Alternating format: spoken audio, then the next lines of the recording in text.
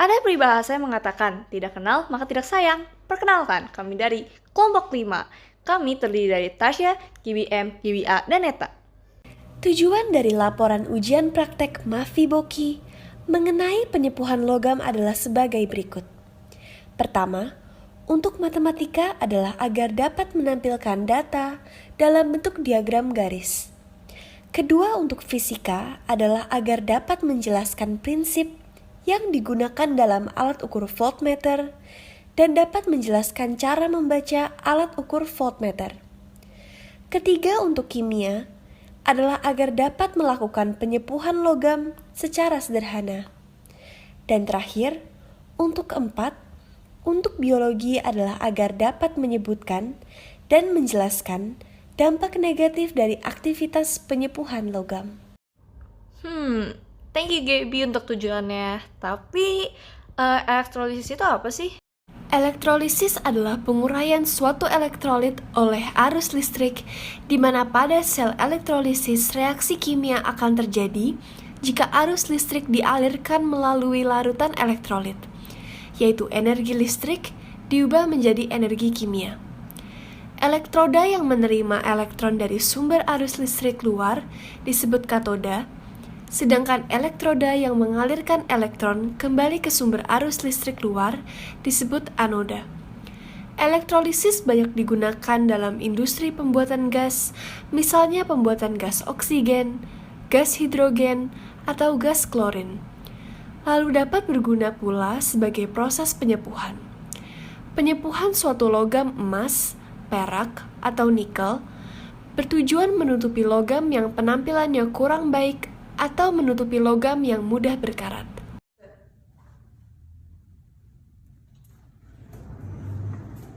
Hai guys, saya Gibi dari kelompok 5. Hari ini kita akan melakukan penyepuhan logam. Nih dia barang-barang yang kita butuhin. Jadi ini adalah alat bahan yang kita gunakan. Yang pertama ada voltmeter. Voltmeter adalah alat yang digunakan untuk mengukur besar tegangan listrik dalam suatu rangkaian listrik. Yang kedua adalah ampermeter. Ampermeter adalah alat yang digunakan untuk mengukur kuat arus listrik dalam rangkaian tertutup. Yang ketiga ada kabel buaya. Yang keempat ada timbangan untuk mengukur massa benda. Yang keempat ada larutan tembaga 2 sulfat. Dan yang terakhir adalah logam tembaga. Nah, udah tahu kan apa aja yang kita butuhin, bahan serta alat-alat untuk melakukan electroplating ini. Nah, setiap percobaan pastinya juga ada langkah pekerjaan. Berikut ada langkah pekerjaan dari 3 voltase yang berbeda dan hasilnya. Pada praktikum kali ini, saya akan melakukan penyembuhan logam pada baterai 9 volt. Pertama-tama kita akan menghubungkan kabel buaya berwarna merah ke kutub positif dari baterai, sehingga nantinya kabel buaya berwarna merah dapat membawa jalur positif, dan kabel buaya berwarna hitam akan kita sambungkan dengan kutub negatif dari baterai, sehingga nantinya kabel buaya berwarna negatif dapat membawa jalur negatif. Kabel buaya berwarna merah akan kita sambungkan dengan tembaga, sehingga tembaga menjadi elektroda positif atau anoda, dan kabel buaya berwarna hitam akan kita sambungkan ke paku, sehingga paku dapat menjadi katoda atau elektroda negatif. Kedua elektroda ini akan kita cemplungkan ke dalam larutan tembaga 2 sulfat, sehingga dapat mengalami elektrolisis. Setelah 1 jam, kita akan melihat perbedaan dari paku. Terlihat bahwa bentuknya sudah berubah, dan kita akan timbang untuk mengetahui perbedaannya. Dari yang awalnya 4,9 gram, sekarang menjadi 5,3 gram. Voltmeter adalah alat untuk mengukur besarnya tegangan listrik dalam suatu rangkaian listrik. Rumus cara membaca voltmeter yakni angka pada skala dibagi dengan skala maksimal dan dikalikan dengan angka yang dipilih pada tombol putaran. Voltmeter harus dipasang secara paralel. Apabila voltmeter dihubungkan secara seri, maka hambatan rangkaian akan meningkat hingga hampir tidak terbatas. Interaksi antara medan magnet dan kuat arus listrik akan menimbulkan gaya magnetik yang didasari pada prinsip hukum Lorentz, yakni ketika arus mengalir melewati kumparan yang dililit medan magnet akan muncul gaya Lorentz yang akan menggerakkan jarum penunjuk sehingga menyimpang. Lain halnya dengan cara kerja voltmeter yang didasarkan pada prinsip hukum Ohm yang menyatakan bahwa tegangan yang melintasi suatu hambatan berbanding lurus dengan arus yang melewatinya. Larutan yang digunakan untuk penyepuhan logam perak ataupun tembaga harus diganti setiap 2 minggu sekali. Penggantian ini menyebabkan limbah yang dihasilkan dibuang langsung ke lingkungan. Apabila langsung dibuang ke saluran peresapan, tanah atau ke lingkungan sekitar akan berpotensi mencemari air dan sungai. Limbah domestik mengandung logam berat, bersifat racun, tahan lama, dan dapat memasuki tubuh. Manusia dapat terpapar ion logam tembaga dari pernapasan, konsumsi makanan dan minuman, kontak kulit dengan udara, ataupun air yang mengandung tembaga. Keracunan akut tembaga dapat disebabkan karena menelan garam tembaga, terutama koper sulfat atau CuSO4. Pada percobaan kali ini, kami menggunakan skala 15 volt sebagai batas ukur. Skala maksimal dan angka pada tombol putar adalah sama, sehingga saat dikalikan menghasilkan angka 1 dan tidak mempengaruhi hasil tegangan akhir. Setiap pertambahan satu strip pada skala mewakili kenaikan tegangan sebesar 0,5 volt. Pada kenyataannya, jarum skala tidak tepat menunjuk di angka 9 ataupun 12 volt, melainkan sedikit lebih besar daripada itu. Hal ini disebabkan karena adanya hambatan dalam masing-masing pada baterai. Namun, karena perbedaan pada skala tersebut sangat kecil, maka dapat dikatakan bahwa hambatan dalam pada baterai tidak terlalu signifikan terhadap pengukuran besarnya tegangan listrik baterai. Sehingga dapat diketahui faktor yang mempengaruhi pertambahan massa pada paku setelah mengalami proses elektrolisis adalah tegangan listrik, kuat arus, konsentrasi larutan, dan juga efisiensi proses. Menurut hukum Faraday, tegangan listrik dan kuat arus listrik berbanding lurus dengan pertambahan massa yang dialami oleh paku. Sedangkan konsentrasi yang terlalu rendah akan mengakibatkan kuat arus listrik tidak berpengaruh pada pertambahan massa. Adanya gelembung pada saat praktikum elektroplating menunjukkan bahwa kondisi elektroplating masih belum ideal yang bisa dikarenakan oleh kedudukan elektroda yang tidak stabil. Dampak yang ditimbulkan dari proses elektroplating dapat dibagi menjadi 3, zat organik, zat anorganik, dan larutan elektrolit. Seperti larutan CuSO4 dan tembaga murni dapat menyebabkan berbagai penyakit seperti iritasi saluran pernafasan, diare, dan iritasi pada mulut, hidung, mata, dan penyakit lainnya. Sehingga akan berdampak negatif pada kesehatan manusia dan dapat mengurangi populasi hewan.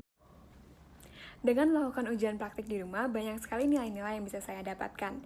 Dimulai dari bagaimana cara membagi waktu yang baik, sehingga saya dapat menyelesaikan seluruh ujian praktik, tugas, dan ulangan semaksimal mungkin, sampai bagaimana saya berkontribusi dalam kelompok saya secara online. Dari proses praktikum ini, saya mendapatkan bahwa saya harus lebih menghargai waktu bersama, karena pada saat pengerjaan ini kita sering sulit kali mencari waktu bersama untuk bertukaran pikiran. Serta saat melaksanakan praktikum, saya harus melaksanakannya dengan sendiri, sehingga saya harus memiliki rasa ingin tahu yang lebih besar jika saya ingin mempelajarinya lebih mendalam. Walaupun begitu, saya senang karena pada akhirnya saya dapat melaksanakan tugas kelompok dengan baik dan dapat menghasilkan hasil yang memuaskan. Melakukan ujian praktik secara mandiri masing-masing di rumah adalah pengalaman yang sangat menarik, karena saya tidak pernah melakukan praktikum dengan menggunakan bahan dan juga peralatan yang pada umumnya hanya ditemui di laboratorium sekolah. Namun, saya sangat bersyukur karena bisa merasakan pengalaman praktikum ini, karena telah membentuk pribadi saya menjadi lebih kreatif dan juga mandiri. Selain itu, pengalaman praktikum ini juga dilakukan secara berkelompok yang artinya juga memberikan saya pengalaman bekerja sama yang lebih mendalam.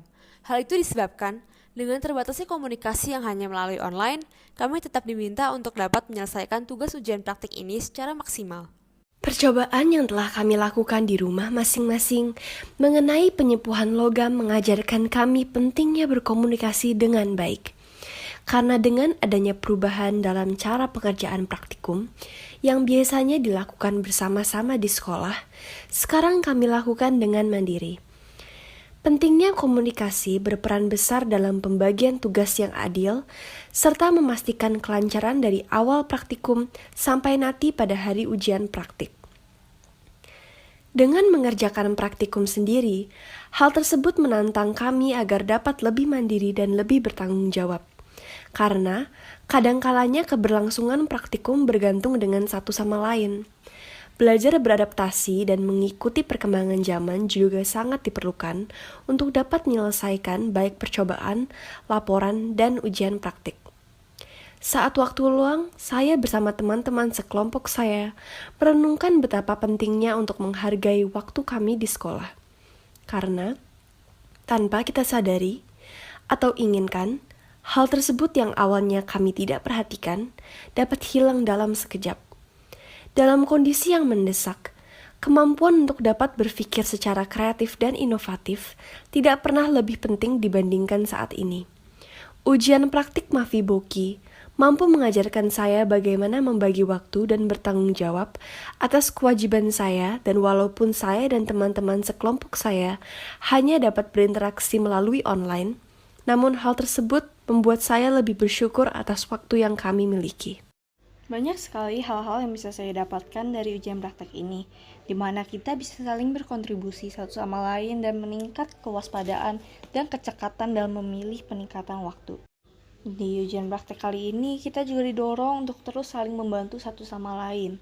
Karena seperti yang kita ketahui, setiap anak-anak yang mengikuti ujian praktek ini tidak memiliki waktu dan kegiatan yang sama. Jadi, kegiatan saling membantu di sini sangat diperlukan. Sekian dari kelompok kami. Saya Tasya. Saya Gaby. Saya Neta. Sekian. Terima kasih. Terima kasih. Bye.